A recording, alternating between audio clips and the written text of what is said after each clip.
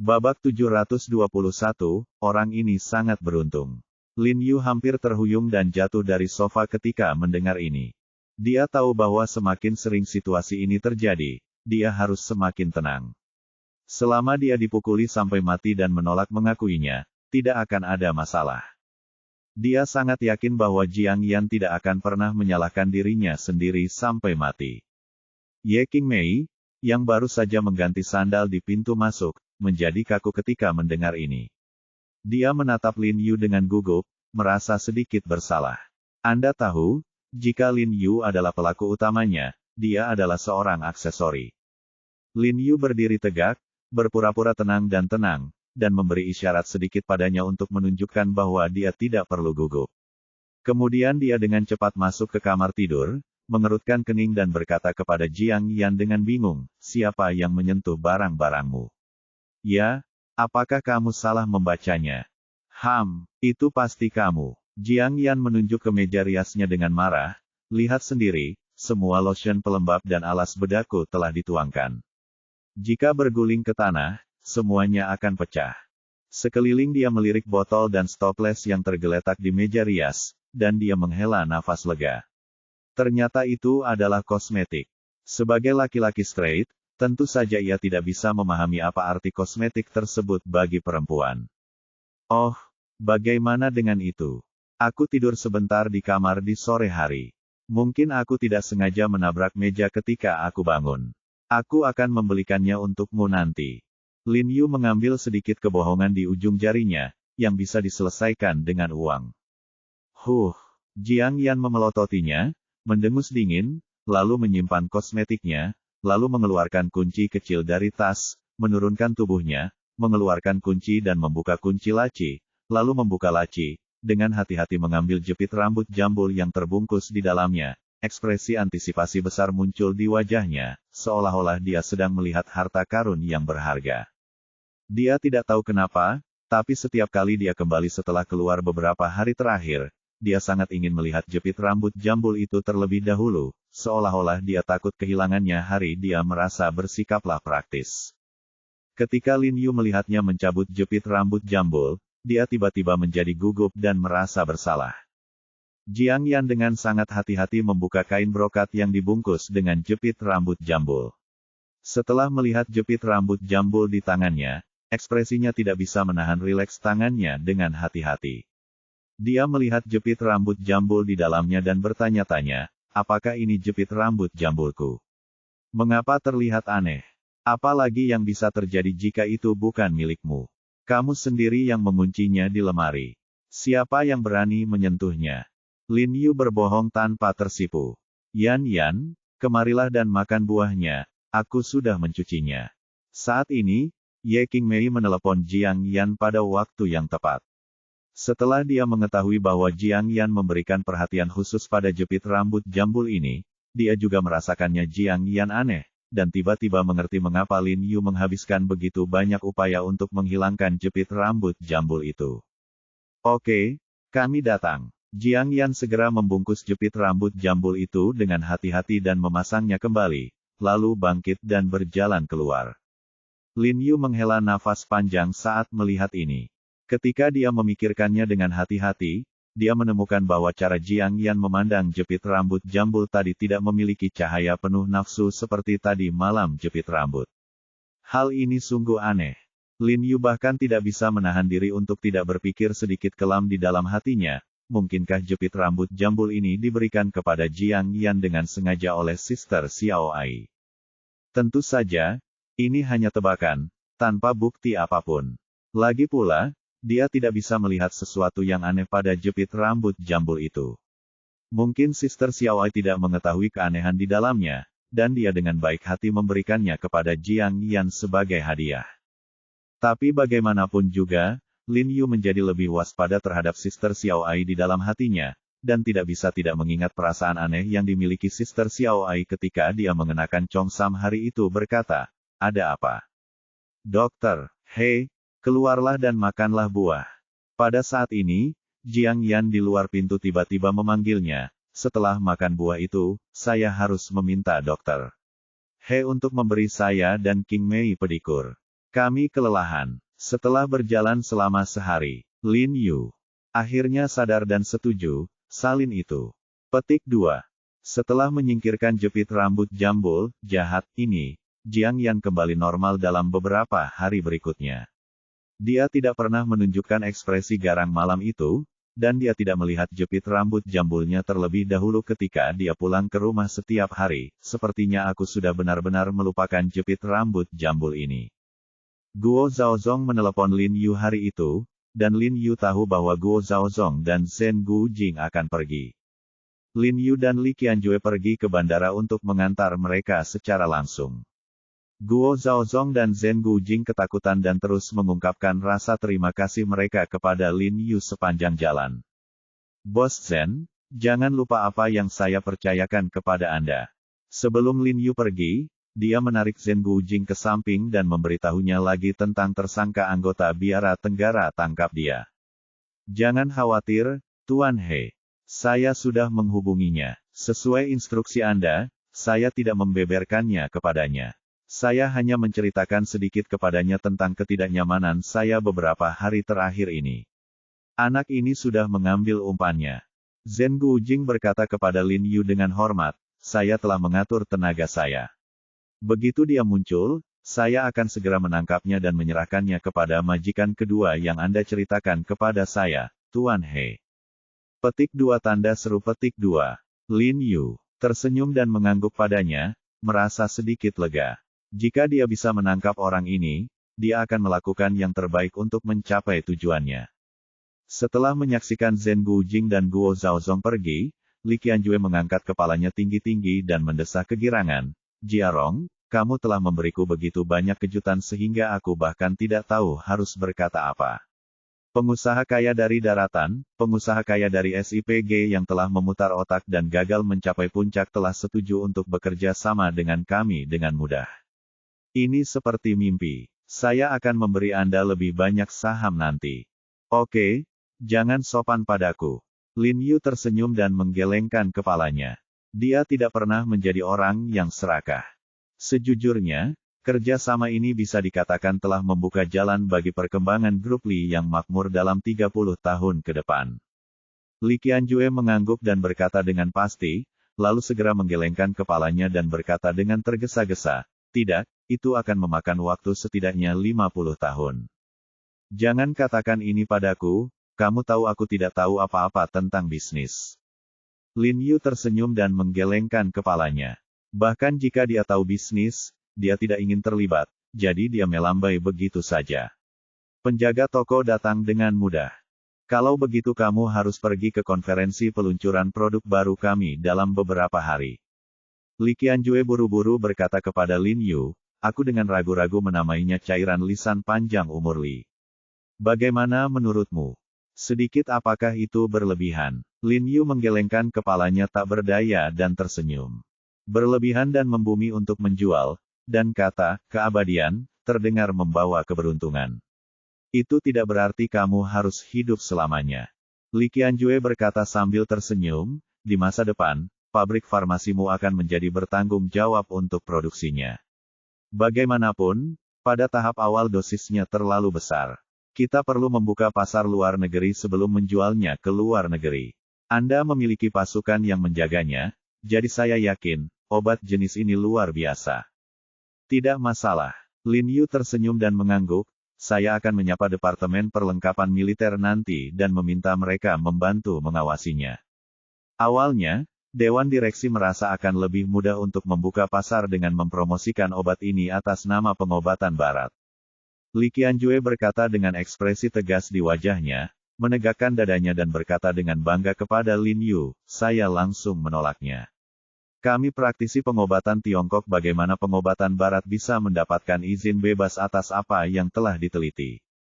Promosikan saja atas nama pengobatan tradisional Tiongkok, dan kemudian reputasinya akan menyebar. Cepat atau lambat, pasar pasca fermentasi akan terbuka. Petik 2. Memang lebih mudah bagi masyarakat untuk mempromosikan obat yang berkaitan dengan gen dan metabolisme sel ini dengan menggunakan pengobatan barat, dan dapat menarik dana dalam waktu singkat. Namun, sulit untuk dilakukan, agar dia dan Lin Yu mendapatkan benda ini. Tujuan dari keluarnya adalah untuk memperluas pengaruh pengobatan tradisional Tiongkok, jadi kita harus bersikeras untuk mempromosikannya atas nama pengobatan tradisional Tiongkok apapun yang terjadi. Haha, kalau begitu aku harus berterima kasih padamu kali ini, Saudara Li. Lin Yu merasa lega melihat Li Qianjue memiliki pemahaman yang begitu akurat tentang masalah besar tentang benar dan salah. Konferensi pers pada hari Minggu. Saya tidak akan pergi ke konferensi pers. Lin Yu menggelengkan kepalanya dan tersenyum. Minggu adalah hari ulang tahun keponakan saudara Niu, Yiner. Kita akan merayakannya bersama. Kami sudah memesan tempat duduk di restoran Paradi. Oke, saya tidak akan memaksa Anda. Saya akan menghubungi Anda jika terjadi sesuatu nanti. Li Qianjue mengangguk. Pada saat yang sama, di sebuah rumah mewah di suatu tempat di Sanjing, Yan Lun sedang memegang cerutu di mulutnya dan melihat dengan cermat beberapa foto di tangannya. Dia melihat bahwa sosok dalam foto itu adalah Lin Yu, Jiang Yan dan Ye Qingmei. Sial, anak ini sangat beruntung bisa menemukan istri cantik dan istri kecil. Mata Yan Lun dengan rakus mengamati sosok anggun Jiang Yan dan Ye Qingmei di foto, jelas salah mengira Ye Qingmei sebagai Lin Yu, orang kaya seperti mereka, wajar jika memiliki 3 istri dan 4 selir. Demi uang, tidak peduli berapa banyak wanita yang mereka miliki, mereka bisa rukun satu sama lain Jiang Yan dan Ye Qingmei seperti itu. Itu wajar, tim Pluto tidak sia-sia, dan sekarang Pluto baru saja dipromosikan dari peringkat ke-8 menjadi ke-7 dalam peringkat pembunuh dunia. Seorang pria berambut pirang yang berdiri di sampingnya berkata dalam bahasa Mandarin yang fasih, kami juga tahu betapa sulitnya itu untuk naik ke peringkat teratas pembunuh dunia, terutama pada level setinggi itu. Yah, profesional tetaplah profesional. Yan Lun mengangguk dan bertanya dengan suara yang dalam, bagaimana dengan Pluto? Kapan mereka akan mengambil tindakan? Petik 2. Pada minggu malam ini, pria berambut pirang itu segera membungkuk untuk melaporkan, Pluto telah menerima berita pastinya dan mengetahui bahwa He Jiarong telah memesan tempat duduk di restoran Paradi pada hari Minggu. Pluto telah memasang jaring. Selama ada di antara mereka jika dia tidak mengubah keputusannya dan pergi ke restoran sesuai jadwal, He Jiarong tidak akan pernah keluar hidup-hidup. Bab 722 Tutup matamu dan tutup telingamu, halaman setengah. Paradis. Restoran Barat Paradis di area villa pinggiran kota itu. Yan Lun mengangkat alisnya sedikit dan bertanya dengan bingung. Ya, itu di sana. Pria pirang itu mengangguk dengan cepat dan membenarkan. Haha, idiot He Jiarong, bukankah dia mencari kematian jika dia pergi ke tempat makan yang terpencil? Yan Lun tiba-tiba tertawa keras ketika mendengar ini, dan berkata dengan bangga. Mungkin anak ini terbiasa merajalela di Beijing dan berpikir tidak ada yang bisa menghadapinya. Pria pirang itu buru-buru membungkukkan badannya dan menyanjungnya, saya kira dia tidak pernah bermimpi bahwa Tuan Yan bisa menghubungi master level ini. Petik 2. Itulah yang bisa diketahui oleh orang udik. Semacam kebencian muncul di mata Yan Lun, bahkan dengan sedikit kecemburuan. Dan dia berkata dengan marah, karena tidak ada yang menetapkan aturan untuknya di Beijing, maka aku akan menetapkannya, untuknya. Ikuti aturan dan beritahu dia bahwa dia tidak mengikuti semua orang. Jika kamu mampu menyinggung perasaannya, katakan padanya untuk teruskan dan minta Pluto memberitahu He Jiarong bahwa orang yang menginginkan nyawanya adalah aku, Yan Lun. Saat dia berbicara, dia menunjuk keras ke dadanya dengan tatapan di matanya. Ledakan kenikmatan balas dendam yang luar biasa. Aku sudah memberitahu Pluto tentang ini, dan He Jiarong jelas akan mati. Baiklah, sudahkah kamu memperingatkan Pluto bahwa dia memiliki bawahan yang sangat kuat di sampingnya, jadi Pluto harus menyingkirkannya juga. Yang terbaik adalah membiarkan Pluto menyerang tanpa persiapan untuk menghindari kecelakaan. Dia belum pernah melihat keterampilan Lin Yu, hanya keterampilan Bai Rentu. Bahkan sekarang, dia masih merasa takut ketika memikirkan kekejaman Bai Rentu, takut orang ini akan melarikan diri dan menimbulkan masalah baginya di masa depan. Jangan khawatir, aku sudah mengingatkanmu tentang ini. Kata pria pirang itu dengan tenang sambil tersenyum. Ngomong-ngomong, beritahu Pluto, jika kedua wanita ini pergi bersamamu, jangan sakiti mereka. Yan Lun sepertinya tiba-tiba memikirkan sesuatu.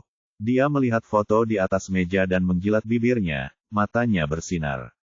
Dia berkata dengan tenang, tidak akan menyenangkan jika wanita kelas atas seperti ini memiliki kekurangan. Jangan khawatir, aku akan memberitahu Pluto tentang ini. Pria pirang itu segera mengangguk, berbalik dan berlari ke sana membuat panggilan telepon. Hei Jiarong, lawan aku, ini adalah takdirmu. Yan Lun berkata dengan gigi terkatup, perlahan menyalakan foto Lin Yu dengan korek api, dan melihat Lin Yu ditelan api, dia tertawa bahagia. Karena mereka telah sepakat untuk merayakan ulang tahun Yiner pada hari Minggu, Jiang Yan dan Ye Qingmei pulang kerja lebih awal. Ye Qingmei akan menghadiri jamuan perayaan setelah mengadakan konferensi pers dengan Li Qianjue, tapi dia tidak menyukainya. Dalam lingkungan yang rumit seperti ini, saya merasa lebih baik kembali dan bersama Jiang Yan dan Lin Yu. Li Zhensheng juga secara khusus mengunci klinik medis dan mendatangi Lin Yu karena Do Xinyi ada urusan di rumah, dia tidak ikut dengannya. Jiang Yan dan Ye Qingmei membersihkan diri dan meninggalkan komunitas dengan mengenakan mantel wol panjang. Bai Rentu dan Yiner sudah menunggu di pintu seperti yang dijanjikan. Saat ini, di luar sudah turun salju, dan tanah menjadi sedikit putih. Yiner, lihat apa yang kami belikan untukmu.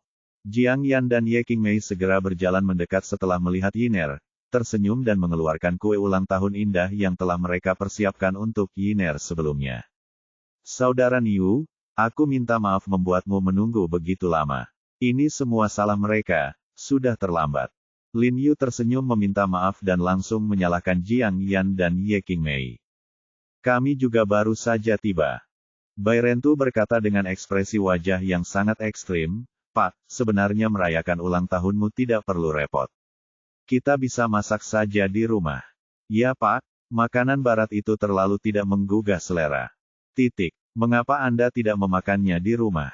Saya baru belajar sepiring rumput laut, sup perut babi, dan telur kembang sepatu. Bagaimana kalau saya berikan kepada Anda? Dia sangat setuju untuk memakannya di rumah. Pertama, dia tidak mau makan makanan barat, dan kedua, dia ingin memamerkan keahliannya di depan semua orang. Saudara Li, kamu akan memiliki banyak kesempatan untuk memamerkan keahlianmu di masa depan.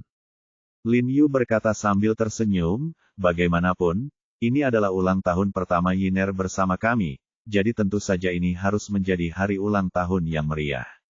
Lagi pula, aku ada di restoran itu. Aku sudah mengatakannya. Petik 2. Ya, para gadis lebih suka makanan barat, ayo pergi dan rayakan ulang tahun yang menyenangkan bersama Yiner. Jiang Yan juga mengangguk dan tersenyum, menyentuh wajah dingin Yiner. Bai Rentu tidak menolak lagi, mengangguk, dan memandang semua orang dengan penuh rasa terima kasih. Setelah semua orang menunggu sebentar, pengemudi yang dikirim oleh Shen Yuxuan melaju dengan mobil Lincoln yang panjang. Yiner, masuk ke dalam mobil. Jiang Yan tersenyum pada Yiner dan berinisiatif membukakan pintu mobil untuk Yiner. Yiner mengucapkan terima kasih kepada saudara perempuannya dan naik ke dalam mobil dengan gembira. Bang! Begitu dia memasuki mobil, dia mendengar suara balon meledak, dan kemudian potongan warna-warni beterbangan di dalam mobil, yang membuatnya takut. Jiang Yan dan Ye Qingmei tersenyum pada saat yang sama dan berkata, "Selamat ulang tahun." Jelas, ini adalah apa yang telah mereka dan Lin Yu atur sejak lama. Kemudian Jiang Yan membungkuk dan menunjuk ke dalam mobil, Yiner berbalik dan melihat, lalu matanya berbinar dan dia menjerit keras. Dia melihat kursi di belakang mobil itu penuh dengan boneka, makanan ringan, sepatu roda, dan rok, komputer tablet dan berbagai hadiah lainnya. Yiner sangat senang hingga dia hampir melompat.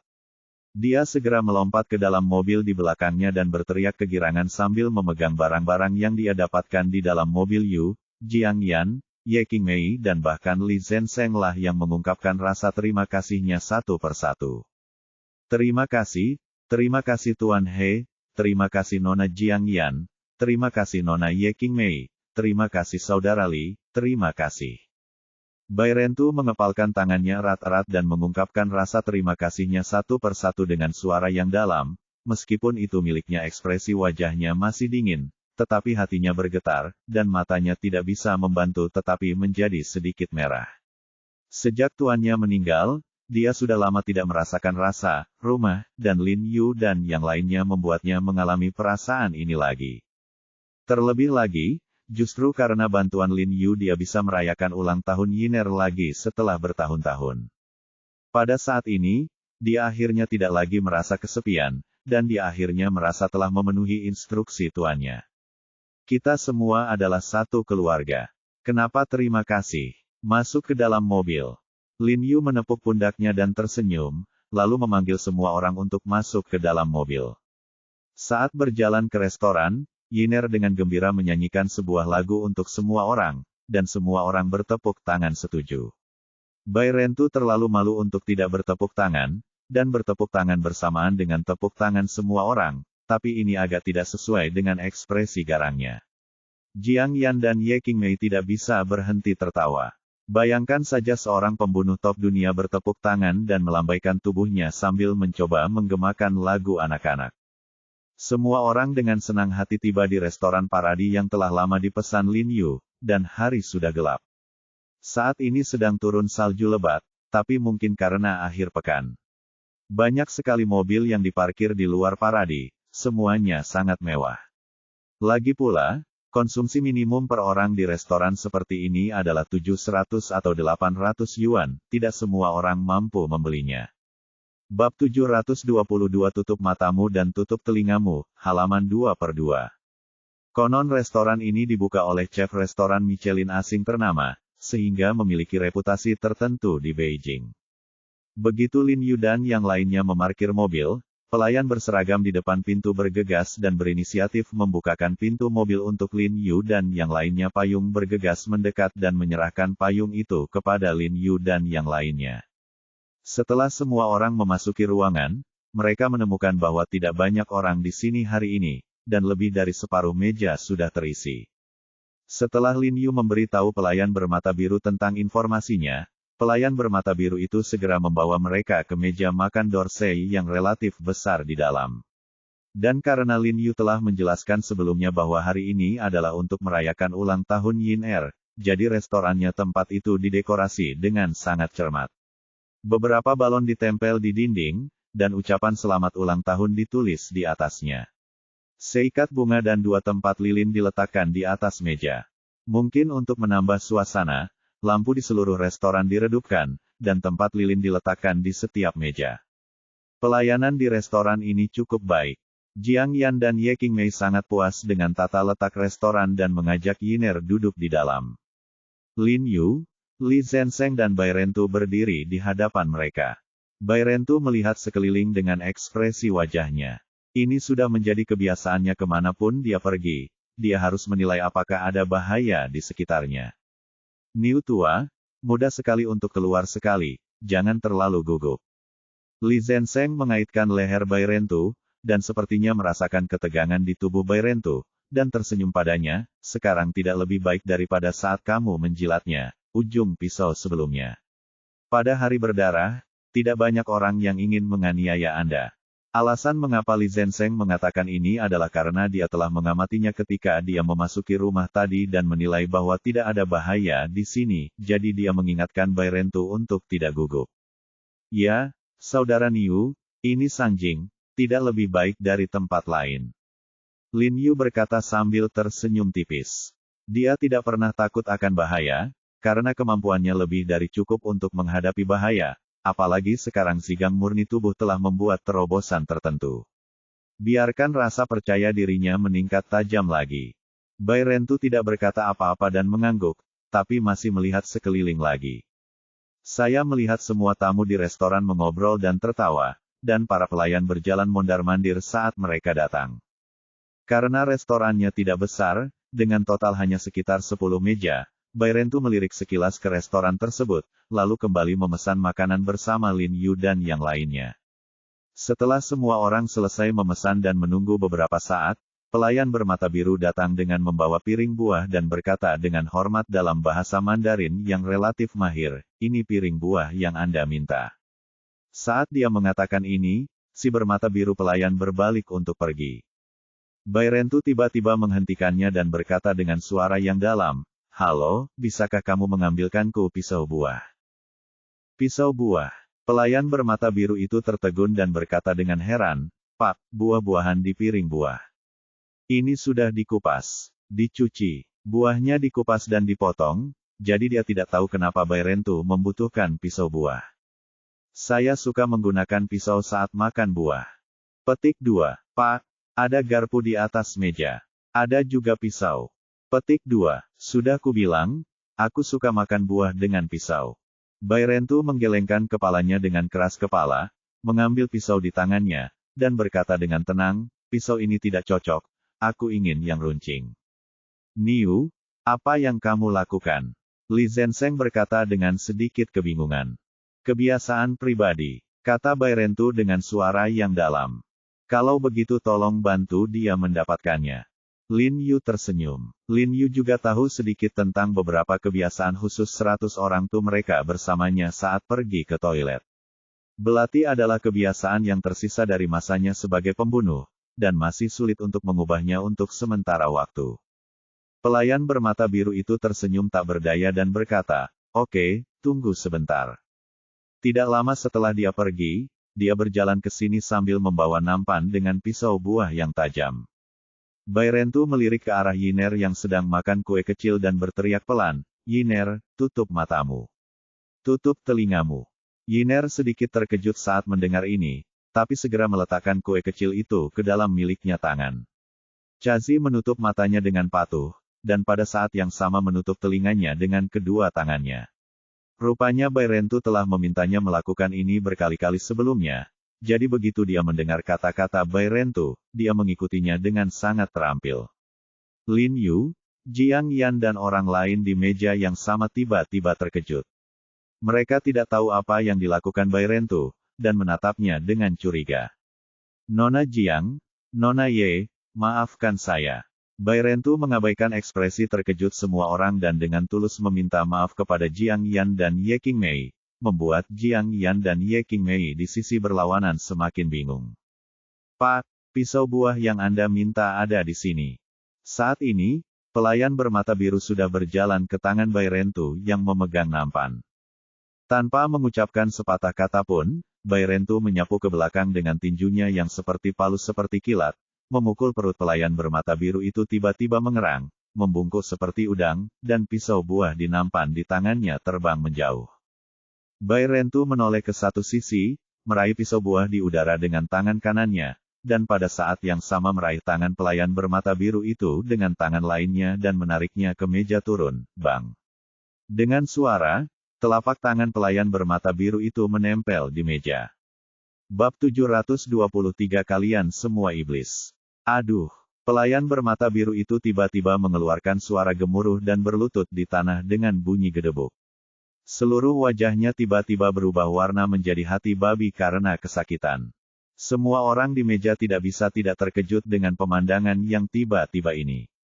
Terutama Jiang Yan dan Ye Qingmei, melihat telapak tangan dipaku di depan mereka dengan pisau tajam pada jarak yang begitu dekat, sangat ketakutan hingga wajah mereka menjadi pucat dan mereka tidak berani mengungkapkan kemarahan mereka mau tidak mau tercengang, penuh keterkejutan.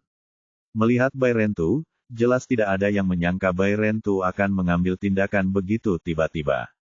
Para tamu di sekitarnya juga tertarik dengan keributan itu.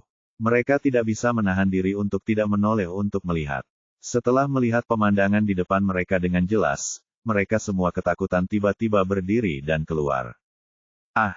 Pembunuhan!" Saat seorang wanita berteriak, beberapa pengunjung di meja di kejauhan tiba-tiba melihat situasi di sini dengan jelas.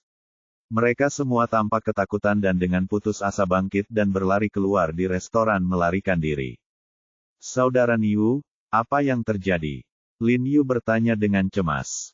"Tuan, biarkan dia memberitahumu sendiri."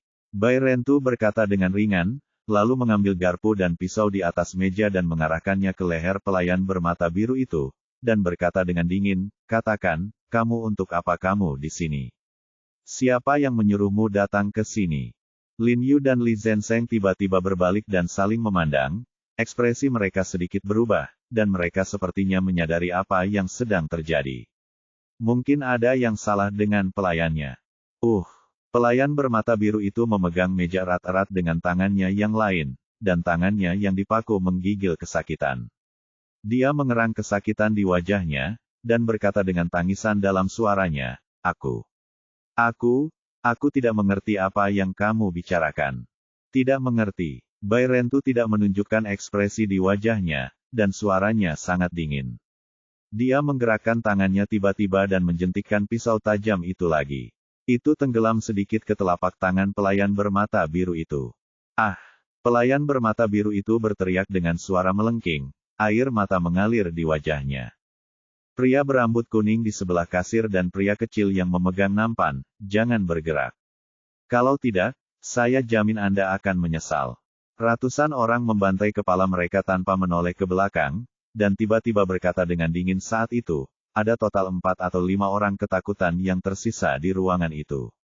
Pelayan itu tampak pucat dan bingung. Dia secara khusus menunjuk kedua pelayan asing, menunjukkan bahwa mereka sebaiknya tidak bertindak gegabah. Ekspresi kedua pelayan asing yang disebutkan namanya tiba-tiba berubah. Mereka saling melirik dengan tatapan dingin di mata mereka. Mereka tahu bahwa mereka telah ketahuan. Ekspresi ketakutan di wajah mereka menghilang, dan ekspresi mereka menjadi sangat suram. Kemudian mereka berdua menyentuh tangan mereka. Di pinggangnya, dia tampak mengeluarkan pistol.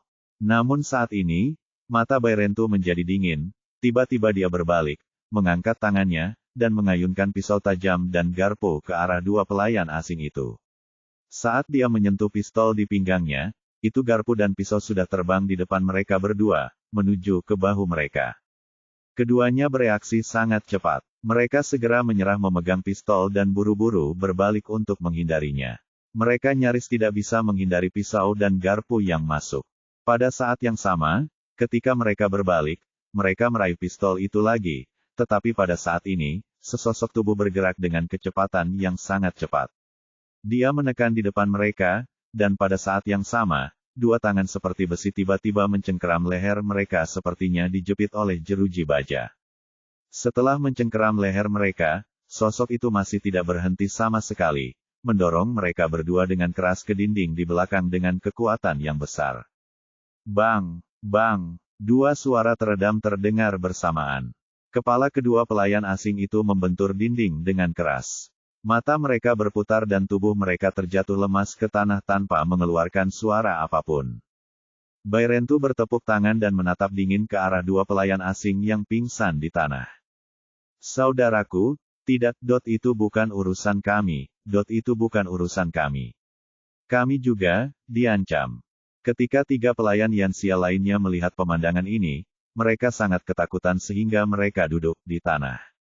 Sambil menangis, dia memohon belas kasihan atas pembantaian ratusan orang. Aku tahu. Bairentu menatap mereka dan berkata dengan ringan. Dia telah melihat bahwa ketiga orang ini tidak ada hubungannya dengan masalah ini. Sialan. Pelayan bermata biru, yang telapak tangannya ditempelkan ke meja oleh Bairentu dengan pisau buah, melihat kedua temannya dirobohkan dengan begitu mudahnya tangannya sambil menahan rasa sakit. Meraih pisau tajam yang tertancap di tangannya. Namun saat dia meraih gagang pisau untuk menarik pisau dari tangannya dan meja, sebuah tangan besar yang kuat tiba-tiba menekan gagang pisau itu. Dia tidak merasakan sakit di tangannya lagi ke atas, dia melihat Li Zenseng duduk di sebelah Bairentu menatapnya sambil tersenyum, berkata, apa yang akan kamu lakukan? Pelayan bermata biru itu mengertakkan gigi dan berusaha keras dengan tangannya memegang gagang pisau, mencoba mencabut pisaunya dengan kekerasan, tetapi siapa yang tahu itu tangan Li Zenseng seperti penggilingan batu kecil. Menekan gagang pisaunya dengan kuat, dia tidak bisa mencabutnya sama sekali. Biarkan aku membantumu. Gagang pisaunya tertanam di meja. Sulit untuk mencabutnya. Kamu harus memindahkannya dulu. Li Zenseng tersenyum padanya dan tiba-tiba menekan gagang pisaunya dan bergerak maju mundur. Bilah tajam itu menusuk bolak-balik di telapak tangan pelayan bermata biru yang berlumuran darah itu. Tidak peduli betapa sabarnya pelayan bermata biru itu, dia tidak bisa menahan diri untuk tidak berteriak keras, gemetar dan gemetar, kalian orang-orang Yanxia, mereka semua adalah mereka semua, setan. Ah, setan. Dia marah dan kesal di dalam hatinya, pria Yanxia ini sangat sulit diatur. Saya belum melancarkan serangan terhadap mereka. Mereka mengambil tindakan. Dan yang lebih menyebalkan lagi adalah dia mengambilkan pisau buah untuk mereka. Alhasil, mereka membalas kebaikan dengan kebencian. Bahkan iblis pun tidak dapat melakukan hal seperti itu. Mengetahui bahwa kamu melebih-lebihkan kemampuanmu, kamu masih datang ke sini untuk mencari kematian. Li Zenseng tertawa dan berkata, tangannya tidak berhenti saat dia berbicara, menekan gagang pisau dan masih bermain bola-balik telapak tangan pelayan berdarah dan berdarah. Katakan padaku, siapa yang mengirimmu ke sini? Bai Rentu perlahan berjalan mendekat dan bertanya pada pelayan bermata biru itu dengan suara yang dalam.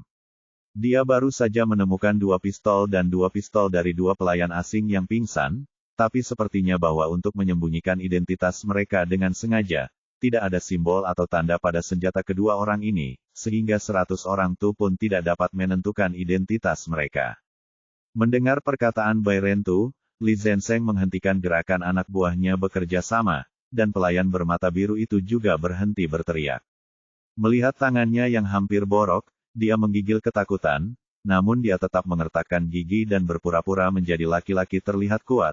Dia berkata dengan dingin kepada Bai Rentu, katakan padaku dulu bagaimana Anda tahu bahwa kami di sini untuk menyakiti Anda? Petik 2. Anda tahu, agar tidak menarik perhatian Bai Rentu dan Lin Yu, dia tidak membawa senjata apapun, dan dia memainkan peran sebagai pelayan berkali-kali sebelumnya untuk memastikan bahwa dia benar-benar tidak mungkin mengungkapkan kekurangan apapun. Sederhana sekali, karena aku juga seorang pembunuh, jadi sekilas aku bisa tahu apa yang berbeda darimu. Bai Rentu masih tidak memiliki ekspresi di wajahnya saat dia berbicara mengirim seorang pembunuh untuk membunuhnya sungguh sulit dipercaya. Itu hanya Tuan Guan yang bermain dengan pedang di depan pintu rumahnya. Apakah kamu juga seorang pembunuh? Pelayan bermata biru itu tampak kaget. Pantas saja Bai Rentu bisa melihat identitasnya sekilas. Saat dia berbicara, ekspresinya tiba-tiba menjadi gelap, dan dia berkata dengan tegas, karena kamu adalah seorang pembunuh, kamu harus mengetahui aturan industri kami. Saat kami melakukan tugas, kamu tidak boleh ikut campur. Kata Bai Rentu, dengan tenang, keluarga, maka kamu dan keluargamu akan mati bersama. Pelayan bermata biru itu menatap dingin ke arah Bai Rentu, dengan ekspresi garang di wajahnya. Bahkan ada sedikit rasa bangga di wajahnya, dan dia berkata dengan tegas, tahukah kamu siapa kami? Bai Rentu tidak berkata apa-apa saat mendengar ini, dan dia hanya bisa sedikit mengernyit. Tiba-tiba, dia menyambar seperti kilat dan menghantam lengan pelayan bermata biru itu ke udara siku yang tajam. Retak. Terdengar suara retakan yang tajam, dan lengan pelayan bermata biru itu tiba-tiba tertekuk pada sudut yang aneh, telapak tangan robek menjadi 2. Pelayan bermata biru itu memeluk erat lengannya yang patah dan meratap, hampir kehabisan napas, setan. Iblis mutlak dari neraka. Dengan tanda tinta seperti itu, apakah dia layak menjadi seorang pembunuh? Bai Rentu berkata dengan tenang, apakah ambang batas untuk menjadi pembunuh begitu rendah sekarang? Jika kamu tidak memberitahuku, kaki ini selanjutnya akan patah. Dia menginjak salah satu kakinya. Pluto, kami adalah orang-orang Pluto. Pelayan bermata biru itu gemetar ketakutan, dan buru-buru berteriak pada Bai Rentu, Pluto, pembunuh peringkat 7 di dunia. Bab 724. Kenapa kamu tidak datang menemuiku? Suaranya hampir seperti raungan, dan pada saat yang sama ada kebencian dan kesenangan yang sangat besar di matanya. Dia mengharapkan Bai Rentu jatuh ke tanah karena ketakutan setelah mendengar kata Pluto. Anda tahu, di dunia pembunuh, ini adalah nama yang menakutkan. Kecuali 6 pembunuh teratas peringkat di depan Pluto, pembunuh manapun pasti akan menghormatinya ketika mendengar nama Pluto. Karena industri ini dibangun dengan kerja keras, sangat berharga. Sekalipun hanya dipisahkan oleh satu nama, yang peringkatnya lebih rendah harus patuh pada yang peringkatnya lebih tinggi. Karena pihak lain bisa membunuhnya kapan saja. Jadi pelayan bermata biru itu berpikir bahwa pembunuh lokal seperti Bairentu yang tinggal di musim panas masih ketakutan ketika mendengar nama Pluto. Lagi pula, sebagai seorang pembunuh, Bairentu harusnya tahu bahwa kematian itu tidak mengerikan, tapi yang mengerikan adalah tidak bisa hidup, tidak bisa mati. Namun yang mengejutkan pelayan bermata biru itu, wajah bekas luka Bairentu masih tidak menunjukkan ekspresi sama sekali setelah mendengar kata Pluto. Dia hanya berkata dengan ringan, Pluto juga datang ke Beijing. Lalu kenapa tidak kamu datang dan menemuiku? Mulai bertemu denganmu. Pelayan bermata biru itu menatap Bairentu dengan mata terbuka lebar, dan dia merasa bingung sejenak, berpikir dalam hati, apakah anak ini gila? Pluto, saya sedang berbicara tentang Pluto. Pelayan bermata biru itu berpikir bahwa bahasa Mandarinnya tidak terlalu standar dan Bairentu tidak memahaminya, jadi dia menyesuaikan pengucapannya lagi dan dengan sungguh-sungguh menekankan kepada Bairentu, pembunuh dunia, Pluto, yang berada di peringkat ke-7 dalam daftar organisasi. Dia berpikir bahwa pria Yanxia ini begitu bodoh sehingga dia belum pernah mendengar tentang peringkat organisasi pembunuh dunia, peringkat pembunuh teratas. Aku tahu, aku tidak tuli. Bairentu sedikit mengernyit dan berkata dengan dingin tanpa ekspresi di wajahnya, aku bertanya padamu, kenapa dia tidak datang menemuiku? Di dunia, dia beberapa tingkat lebih tinggi dari Pluto. Menurut etiket, sejak Pluto datang ke Sangjing, jika dia tahu dia ada di sini, dia akan datang menemuinya terlebih dahulu, untuk mencegah kecelakaan mobil seperti hari ini. Jika Hades datang menemuinya lebih awal, kejadian malam ini bisa dihindari. Bertemu denganmu, hahaha, kenapa aku tidak datang menemuimu sekarang? Saat ini, pintu dapur dibuka dengan keras, dan kemudian terdengar suara ceria, aku akan mengirimnya, sampai jumpa. Ya Tuhan. Suara ini tidak bisa berbahasa Mandarin dengan baik, jadi aku tahu itu suara orang asing. Ketika Lin Yu dan yang lainnya mendengar ini, mereka segera mengangkat kepala dan melihat ke arah sumber suara. Mereka melihat 3 pria pirang berotot berjalan keluar dari pintu belakang dapur, wajah persegi dan fitur wajah menonjol, dia merasa agak tampan, tapi sayangnya dia memakai penutup mata hitam di mata kirinya. Dia seharusnya adalah naga bermata satu adalah, Pluto, di mulut pelayan bermata biru. Kedua pria yang mengikutinya masing-masing memegang senapan mesin ringan di tangan mereka. Setelah berdiri diam, mereka tiba-tiba mengangkat moncong senjatanya dan mengarahkannya ke Lin Yu, Bairentu dan yang lainnya tanpa ragu-ragu. Jiang Yan dan Ye Qingmei sangat ketakutan hingga wajah mereka menjadi pucat. Bagaimanapun, ini adalah pertama kalinya mereka melihat pemandangan yang hanya mereka lihat di TV. Mereka menekan Yiner di tengah dan berpelukan. Namun, Lin Yu tampak tenang dan tersenyum pada mereka, menunjukkan bahwa mereka baik-baik saja. Nak, apakah kamu sudah gila? Pluto menatap Bairentu dengan dingin, dan berkata dengan suara dingin, apakah kamu idiot dari dunia pembunuh? Kamu bahkan belum pernah mendengar namaku. Mata untuk melihat siapa aku. Melihat Pluto tidak mengenalinya, Bairentu berbalik dan berteriak kepada Pluto dengan dingin, kamu buta, aku akan memaafkanmu sekali, tetapi jika kamu mengenaliku lagi, jika tidak datang keluar, mata satunya tidak perlu ada. Brengsek, bajingan kecil dari Yanxia berani mengikutiku. Ya Tuhan, apakah kamu Bairentu? Di wajah Bairentu, bekas luka seksual, tubuhnya tiba-tiba menjadi waspada, dia membuka satu-satunya mata dan mengamati 100 orang itu dengan penuh semangat, memastikan apakah itu benar atau salah. Lagi pula, dia tidak percaya bahwa dia akan bertemu Bairentu, yang menempati peringkat ketiga dalam peringkat pembunuh dunia, di sini. 100 orang membantai Tuhan. Pelayan bermata biru dan 2 pria bersenjatakan senapan mesin ringan juga tiba-tiba gemetar karena terkejut. Yang berdiri di depan mereka sebenarnya adalah pembunuh 100 orang yang legendaris. Tahukah Anda, 3 teratas dalam peringkat pembunuh dunia adalah eksistensi seperti dewa bagi orang-orang seperti mereka. Ini adalah ketinggian yang tidak akan pernah bisa mereka capai dalam hidup ini. Mereka sudah merasa sangat beruntung bisa bergaul dengan Pluto yang berada di peringkat ke-7. Sepertinya kamu bisa mengawasi ini untuk sementara waktu. Bairentu berkata dengan tenang. Tuan Bairentu, Itu benar-benar kamu. Suara Pluto sedikit bergetar, dan tubuhnya yang tinggi dan kuat tiba-tiba melengkung sedikit, langsung kehilangan penampilan arogan dan perkasa tadi. Sebenarnya ia hanya bertemu satu kali dengan Bairentu, namun ia selalu menyimpan foto Bairentu di tangannya, sehingga ia bisa memastikan bahwa orang di depannya memang benar Bairentu foto para pembunuh yang berperingkat lebih tinggi darinya. Dia punya foto, kalau dia tidak mengenalinya saat bertemu dengan mereka, yang menyebabkan kematiannya sendiri. Kenapa kamu pergi ke Beijing? Suara Pluto panik, dan dia melirik ke arah Lin Yu, target yang ingin dia bunuh. Keringat dingin tiba-tiba muncul di dahinya, dan dia berkata dengan suara gemetar, ini.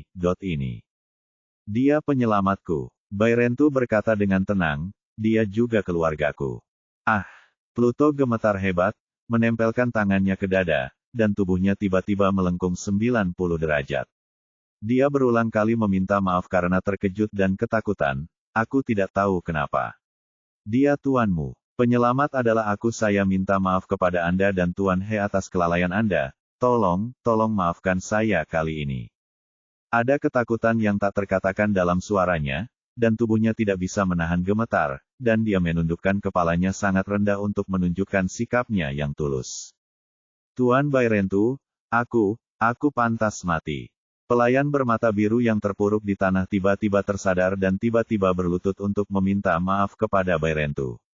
Bairentu melirik Pluto dengan ekspresi tanpa ekspresi, lalu melemparkan pistol yang baru saja ditemukannya dari anak buah Pluto ke depan Pluto, dan berkata dengan tenang, permintaan maaf harus tuluskan. Ya, melihat pistol yang tergeletak di tanah, dia langsung mengerti maksud Pluto. Tanpa mengucapkan sepatah kata pun, dia menyentuh pistol yang ada di tanah, langsung mendorong kait pengamannya, mengarahkan moncong pistol ke bahunya tanpa ragu-ragu, dan dengan cepat menarik pistolnya, tombol. Selama Bairentu bisa melepaskannya, sebuah lengan tidak masalah. Bang! Terdengar suara tembakan, tapi yang mengejutkan Pluto, pelurunya tidak mengenai dia sama sekali. Saat dia menarik pelatuknya, Bairentu tiba-tiba memukul pergelangan tangannya dengan kecepatan kilat. Moncong pistolnya dibelokkan, dan peluru terbang melewati lengannya. Tuan Bairentu. Pluto mengangkat kepalanya dan memandang Bairentu dengan heran. Kau berhutang tangan ini padaku. Aku akan memakaikannya padamu dulu dan membayarnya kembali nanti saat aku punya kesempatan. Bairentu berkata dengan tenang. Faktanya, dia hanya merasa kasihan pada orang sensitif seperti Pluto. Kehilangan lengan berarti risiko kematiannya meningkat pesat. Meskipun Pluto menyinggung perasaannya kali ini, dia mengetahuinya tepat waktu, dan Lin Yu serta yang lainnya tidak menderita kerugian apapun, jadi dia tidak perlu memaksa Pluto sampai mati. Faktanya, setelah mendapat ide ini, dia sendiri terkejut. Sebagai seorang pembunuh tanpa emosi, dia bahkan tidak pernah peduli dengan hidup dan matinya sendiri. Dia tidak bisa menahan diri untuk tidak menoleh dan melirik Lin Yu, matanya melembut, mengetahui bahwa dia tanpa sadar dipengaruhi oleh Tuan He yang heroik, baik hati, dan saleh ini. Ekspresi Pluto berubah ketika dia mendengar kata-kata Bairentu. Tentu saja, dia tahu bahwa Bairentu telah melepaskannya. Hatinya tergerak dan dia buru-buru membungkuk dan berkata, Tuan Bairentu, aku, Pluto, berhutang nyawaku padamu. Jika kamu butuh sesuatu di masa depan, meskipun pesan, katakan padaku, siapa yang mempekerjakanmu kali ini? Bairentu berkata dengan tenang. Ekspresi Pluto berubah dan dia berkata dengan tergesa-gesa, dia adalah pengusaha kaya dari Australia. Nama belakangnya adalah Ian. Pengusaha kaya dari Australia. Bairentu menjadi bingung dan menoleh ke arah Lin Yu dengan sebuah pertanyaan lihat matanya. Nama belakangnya Ian. Mungkinkah Ian Lun? Lin Yu mengangkat alisnya. Dia memiliki permusuhan yang besar dengan dirinya sendiri. Sepertinya begitu. Pluto mengangguk dengan cepat. Sepertinya beberapa orang benar-benar tidak tahu betapa menakutkannya, kematian, itu. Bairentu tiba-tiba teringat pada Ian Lun, mendengus dingin, menyipitkan matanya dan berkata dengan dingin, karena dia sangat ingin mati, aku akan bantu dia. Petik 2. Tuan Bairentu, mengapa mengganggu Anda dengan masalah sepele seperti itu? Wajah Pluto berubah, dan dia mengajukan diri dengan penuh semangat, Saya di sini untuk membunuh anak ini demi Anda. Anggap saja itu sebagai permintaan maaf saya kepada Anda dan Tuan. Bab 725, Anda harus membayar kembali jika Anda keluar untuk bermain-main. Padahal, bagi seorang pembunuh, tabu terbesar bukanlah kegagalan dalam misi, melainkan pengkhianatan. Ini merupakan kerusakan besar pada kredibilitas jangka panjang. Tapi Pluto tidak peduli. Selama dia bisa menyenangkan bos industri seperti Bairentu, tidak peduli dia terkenal atau tidak terhormat, apalagi Bairentu biarkan saja dia pergi. Terlebih lagi, dia merasa Yan Lun telah menipunya dan menipunya untuk membunuh keluarga Bairentu. Jadi dia sangat senang membunuh Yan Lun demi Bairentu. Tidak, aku ingin melakukannya sendiri untuk orang ini. Bairentu menggelengkan kepalanya dan berkata dengan ringan. Oke, ini informasi kontak orang ini. Pluto tidak memaksa. Dia tahu bahwa membunuh orang sendirian memang menyenangkan. Saat dia mengatakan itu, dia memberikan informasi kontak anak buah Yan Lun kepada Bairentu, yang melambaikan tangannya. Dia tidak membutuhkannya. Bagi Bairentu, mudah untuk mengetahui alamat tempat tinggal Yan Lun saat ini. Jangan katakan yang sebenarnya saat membalas Yan Lun, katakan saja ada kecelakaan dan operasinya gagal, dan kita akan coba lagi di lain hari. Bairentu berpikir sejenak dan berkata kepada Pluto, jelas memberi isyarat kepada Pluto untuk melakukannya bodohi Yan Lun dulu, agar tidak membuat musuh waspada. Semuanya tunduk pada perintah Tuan Bairentu. Pluto mengangguk dan berkata dengan penuh hormat. Pada akhirnya, Pluto dan anak buahnya dievakuasi terlebih dahulu. Sebelum berangkat, Pluto meninggalkan informasi kontaknya untuk Bairentu dan memberitahu Bairentu bahwa jika dia membutuhkannya, hubungi saja dia secara langsung dan dia pasti bisa menghubunginya. Tidak lama kemudian, patroli datang, tetapi Lin Yu telah menelepon Han Bing terlebih dahulu, dan Han Bing juga telah menyapanya terlebih dahulu. Jadi petugas polisi datang hanya untuk pamer, dan bertanya dengan santai kepada Lin Yu sebelum melepaskannya dan yang lainnya pergi. Tuan, saya tidak tahu apakah Yiner nyaman tidur di tempat Anda malam ini. Bairentu bertanya pada Lin Yu dan memandang Ye Qingmei dan Jiang Yan. Jelas dia ingin Ye Qingmei dan Jiang Yan membantu menjaga Yin, di malam hari. Tentu saja, sebelum Lin Yu dapat berbicara, Ye Qingmei mengangguk. Biarkan Yiner tidur di kamar yang sama denganku. Aku akan menjaganya dengan baik. Saat dia mengatakan itu, dia memeluk Yiner, karena takut Yiner takut dengan apa yang baru saja terjadi. Saudara Niu, apa yang akan kamu lakukan?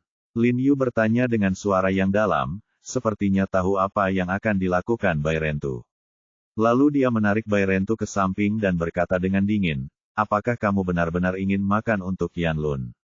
Apakah kamu jika ada bukti bahwa Yan Lun menyewa pembunuh untuk membunuh orang, jika Bairentu menyerang Yan Lun saat ini pasti akan menimbulkan banyak masalah, apalagi sekarang Lin Yu bukan lagi anggota Departemen Intelijen Militer, dan Hu Haifan, Direktur Departemen Intelijen Militer, akan segera meninggalkan jabatannya, tidak ada yang bisa membantunya. Selain itu, karena status khusus Bairentu, ketika keluarga Yan dan keluarga Zhang bersikeras untuk tidak melepaskannya, segalanya akan terjadi menjadi merepotkan. Siapapun yang berani mengancam Tuan harus mati. Bairentu berkata dengan suara dingin. Tidak apa-apa jika Yan Lun menyerangnya, tapi jika dia menyerang Lin Yu, dia pasti tidak sabar aturannya hampir sama, yaitu siapapun yang berani mengancam Lin Yu akan dibunuh. Saudara Niu, bahkan jika kamu tidak memikirkan dirimu sendiri, kamu masih harus memikirkan tentang Yiner. Lin Yu sangat terganggu oleh orang-orang yang selalu berkelahi dan membunuh, dan buru-buru menasihati. Kamu berpikir, setelah kamu selesaikan aksinya, meskipun jika kamu bisa melarikan diri, maka kamu masih bisa mengikuti Yin. Apakah kamu akan hidup seperti ini bersama? Apakah kamu ingin meninggalkannya sendirian lagi? Bairentu tidak bisa menahan gemetar ketika dia mendengar ini, menatap Lin Yu, ragu-ragu, dan kemudian berkata pelan. Dia berkata, baiklah, saya akan mendengarkan Anda, Tuan. Benar? Ayo pergi, ayo kembali dulu dan menebus pesta ulang tahun Yiner. Lin Yu menghela nafas lega, lalu menyeret Bairentu ke dalam mobil. Meskipun dia baru saja mengalami pemandangan yang menakutkan, Yiner tidak terpengaruh sama sekali. Dia tumbuh bersama kakeknya dan Bairentu sejak dia masih kecil. Tentu saja, dia telah melihat pemandangan seperti itu berkali-kali sudah terbiasa, setidaknya dia tidak merasa terlalu terkejut, itulah sebabnya dia menutup mata dan menutup telinganya sekarang karena dia sudah familiar dengan jalan raya. Terlebih lagi, kakeknya dan Paman Niu memberitahunya ketika dia masih kecil bahwa orang yang mereka pukul semuanya adalah orang jahat, jadi dia tidak memiliki bayangan psikologis apapun di hatinya. Jika dia tidak lemah, kakeknya pasti sudah merencanakannya untuk mengajarinya kungfu. Di sisi lain, Ye Qingmei dan Jiang Yan cukup ketakutan dengan pemandangan tadi, tapi untungnya mereka tidak dalam bahaya, dan dibandingkan dengan mereka, mereka lebih mengkhawatirkan Lin Yu. Setelah kembali ke rumah, Li Zhensheng akhirnya mendapat kesempatan untuk memamerkan keterampilan memasaknya. Dia berinisiatif pergi ke dapur dan memasak beberapa hidangan, dan semua orang berkumpul untuk merias upacara ulang tahun Yiner. Semua orang bermain sampai larut malam sebelum mereka bubar. Jiang Yan dan Ye Qingmei enggan melepaskan Yiner, jadi mereka mempertahankan Yiner, dan Yiner tidak menolak. Bairentu dan Li Zhensheng bangkit dan pergi bersama. Li Zhensheng naik taksi dan mengirim Bairentu kembali terlebih dahulu, lalu kembali ke rumah sakit. Namun Bairentu tidak pulang setelah melihat mobil Li Zhensheng pergi, malah berbalik dan berlari cepat ke arah berlawanan, menghilang ke dalam kegelapan dalam sekejap. Konon setelah Lin Yu dan yang lainnya meninggalkan paradi, Yan Lun yang baru saja kembali ke rumahnya di Beijing juga menerima kabar bahwa operasi Pluto telah gagal. Sial, bukankah dia berada di urutan ke-7 dalam daftar pembunuh dunia? Setelah mendengar berita itu, Yan Lun dengan marah melemparkan asbak ke depannya, berdiri dan berjalan mondar-mandir, dengan marah berkata, "Kamu mengambil begitu banyak uang dariku." Pada akhirnya, bahkan He Jiarong tidak bisa menghadapi omong kosong Pluto itu, dia berani memanggilnya seperti itu. Tuan Yan, saya sudah mengatakannya sebelumnya. Bawahan Yan Lun yang berambut pirang buru-buru mengingatkan Yan Lun, dan saat berbicara, dia dengan hati-hati melihat keluar jendela, jelas takut tembok itu memiliki telinga. Ekspresi Yan Lun sedikit berubah, dan dia sepertinya segera memahami maksud pria pirang itu, dan berkata dengan suara yang dalam, "Sial, apa yang kamu takutkan? Jika aku memberinya uang, dia tidak bisa berbuat apa-apa, dan dia masih bisa masuk akal. Itu dia yang berdiri di depanku, aku menuruti semuanya." Meskipun dia mengatakan ini, suaranya mau tidak mau menjadi lebih lembut, seperti dengungan nyamuk. Dia juga tahu bahwa berurusan dengan sekelompok orang ini adalah hal yang baik, tidak ada lelucon. "Haha, Tuan Yan, harap tenang. Sebenarnya, saya memiliki pemahaman tentang industri ini. Terkadang, meskipun semuanya sudah direncanakan, kecelakaan dapat dengan mudah mengacaukan segalanya. Lagi pula, risikonya terlalu besar, tapi untungnya ini waktu meskipun kami tidak membunuh anak laki-laki itu He Jiarong, kami juga tidak mengungkapkan identitas kami, jadi Anda dapat yakin." Petik 2. Pria pirang. Dia buru-buru tersenyum dan menghibur Yan Lun, dan Pluto berkata bahwa operasi selanjutnya pasti akan berhasil. "Tenang, saya baru saja memanggil model muda yang baru saja memasuki industri agar Anda datang dan membiarkan Anda turun. Api, mampu." Menjadi asisten pribadi Yan Lun, pria berambut pirang itu secara alami berbakat dan selalu bisa menyenangkan Yan Lun pada kesempatan yang paling tepat. Setelah mendengar ini, ekspresi Yan Lun sedikit melembut, dia meraba-raba pahanya, mengangkat kepalanya dan berkata, "Lupakan jika itu hanya bedak vulgar."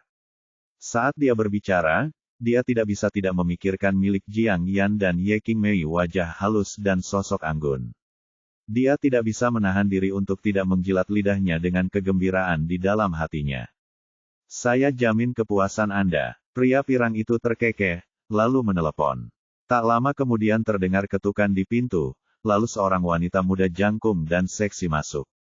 Dia mengenakan rok profesional yang ketat dan gaun berwarna daging. Stoking dan stiletto, ditambah dengan penampilannya yang luar biasa, cukup menawan. Yang lebih penting adalah dari sudut pandang wajah, dia kurang lebih mirip dengan Jiang Yan. Mata Yan Lun tiba-tiba berbinar saat melihat ini, dia tiba-tiba berdiri, mengangkat celananya dan menepuk bahu pria pirang itu, tertawa keras, kamu lebih baik mengerti aku. Setelah itu, dia naik ke atas untuk mempersiapkan wanita muda itu. Dia naik ke atas dan mencapai tangga. Dia tiba-tiba berhenti, berbalik, dan berkata pada pria pirang itu dengan sedikit khawatir, ngomong-ngomong, meskipun Pluto tidak mengekspos kita dalam tindakan ini, kita tidak bisa menganggap entengnya dan menempatkan Tai Kowloon dan yang lain datang dan berjaga di malam hari. Jangan khawatir, aku sudah memindahkan semua orang ke sini. Pria berambut pirang itu berjanji, belum lagi manusia, bahkan seekor lalat pun tidak bisa terbang. Yan Lun mengangguk dan membawa wanita itu ke atas dan memasuki kamar tidurnya. Dia tidak sabar untuk melemparkan wanita itu ke tempat tidur, lalu melompat ke atasnya. Karena ketika dia menekan wanita ini, yang terpikir olehnya hanyalah Jiang Yan, dan dia sangat bersemangat. Jadi kali ini dia tampil luar biasa. Setelah 2 kali berturut-turut, dia akhirnya kelelahan, dan berbaring sambil memeluk wanita itu kepadanya dan merasa puas. Bangun, hei, bangun. Tepat ketika Yan Lun sedang tidur nyenyak, dia tiba-tiba mendengar panggilan yang membosankan, dan sepertinya merasakan sesuatu yang dingin dan lengket mengenai wajahnya.